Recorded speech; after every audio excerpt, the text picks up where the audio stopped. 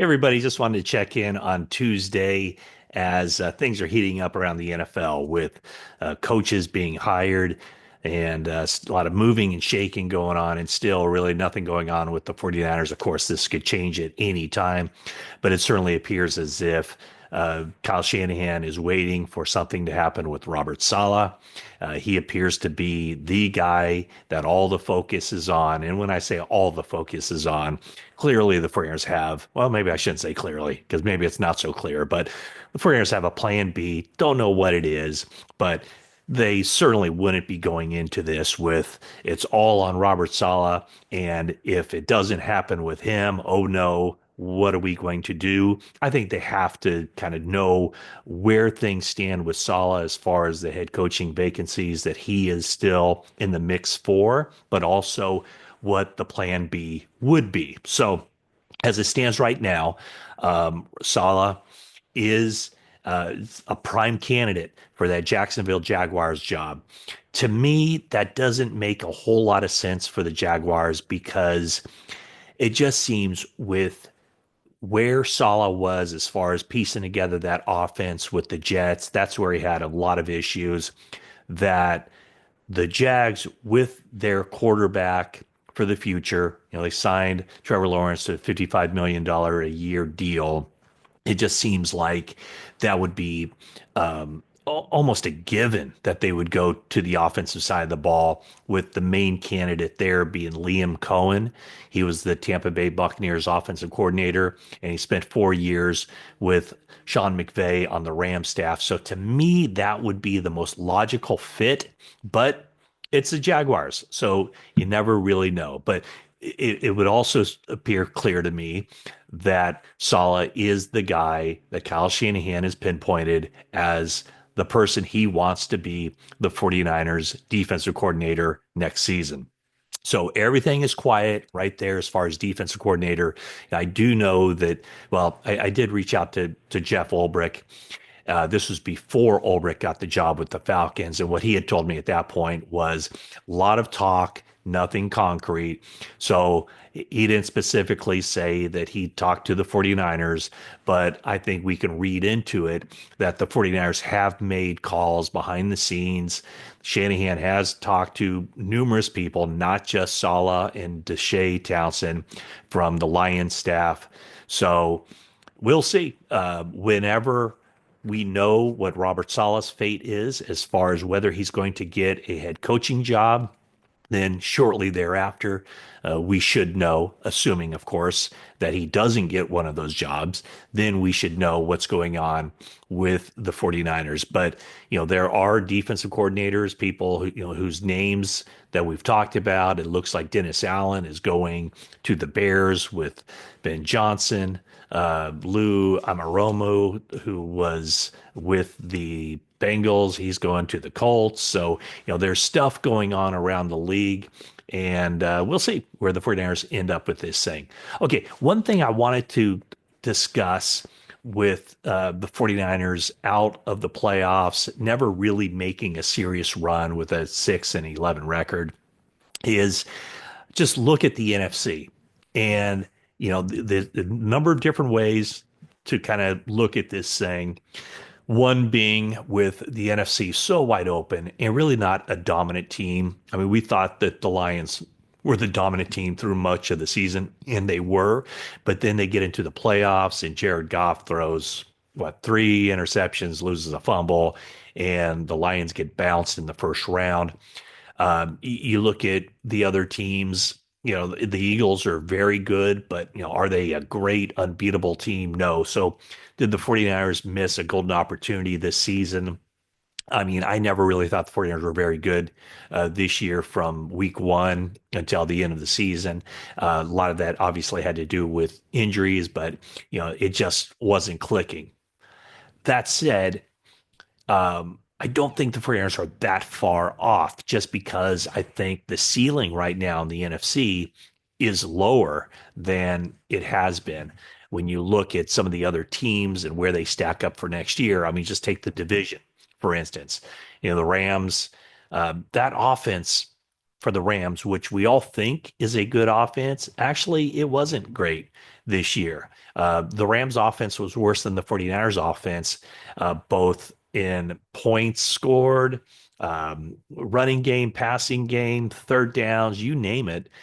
And when you look at the Rams, they have for this season. Is Cooper Kupp going to be back on the team? Now, he wasn't real productive down the stretch, but it doesn't look like he'll be back unless he takes a major, major, major pay cut.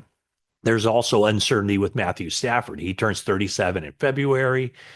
He basically agreed to what, in essence, was a 1 year deal. So their contract situation going on there. So when you look at it, the NFC West looks wide open for next season. Seattle would be a team on the rise, you would think. Perhaps the Cardinals. Remember, the 49ers finished last in the division. So they do have to jump over some teams. Last in the division also means a last place schedule. Talk more about that schedule in a bit. But the Lions being the dominant team, they have their own issues. Yes, a fan of the Lions told me we're going to get healthy for next season, and next year will be the year for the Lions. Yes, the Lions were devastated by injuries this season on the defensive side of the ball. However, they have some major holes to fill on that coaching staff. I mentioned Ben Johnson, the offensive coordinator, going to the Bears. There's also Aaron Glenn, the defensive coordinator. Seems to be he is ticketed for the Jets. We'll see how that goes. That could happen by the end of the day. So the Lions have their issues. The Washington Commanders are probably set up the best for the future just because of Jaden Daniels.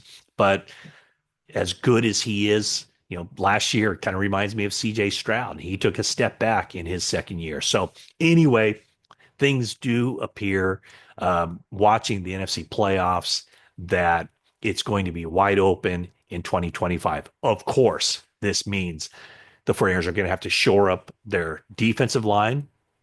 It means, I know with the fan base, offensive line as well. They're going to have to push the right buttons. Both John Lynch and Kyle Shanahan are going to have to push the right buttons in their areas of discipline as far as getting the roster together.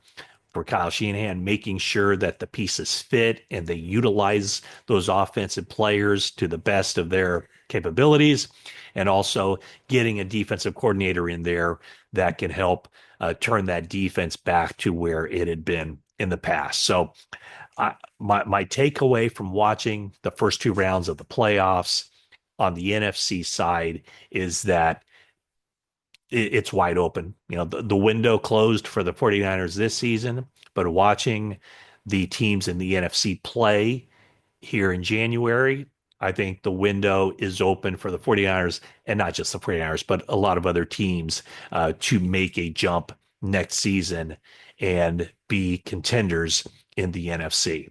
Okay, now the schedule for next year. I talked about that last place schedule that the 49ers have.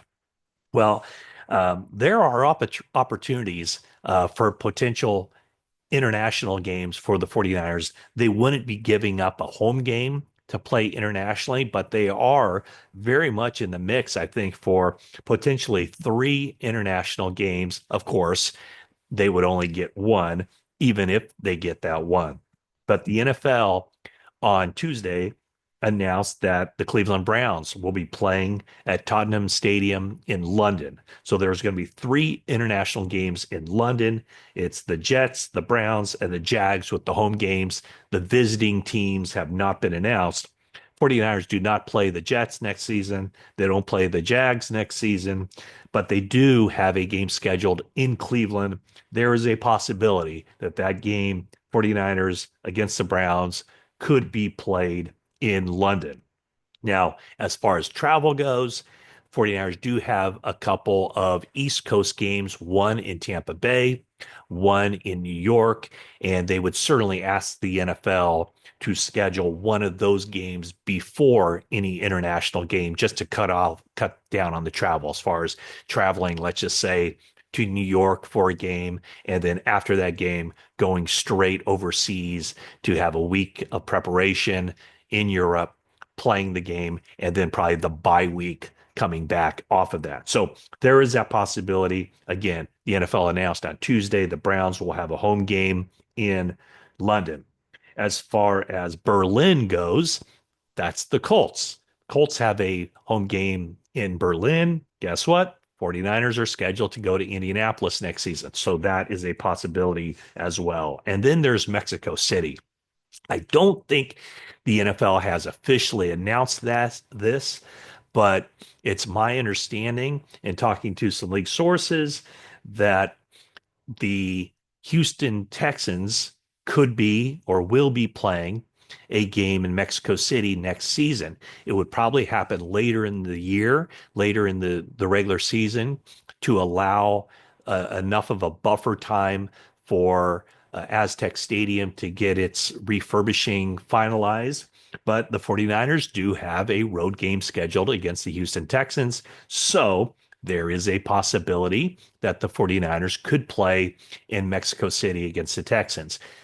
I'm thinking that would be a cool Monday night game. D'Amico Ryans and the Texans against the 49ers. But that one I don't think has been solidified yet as far as Houston indeed having a Mexico City game.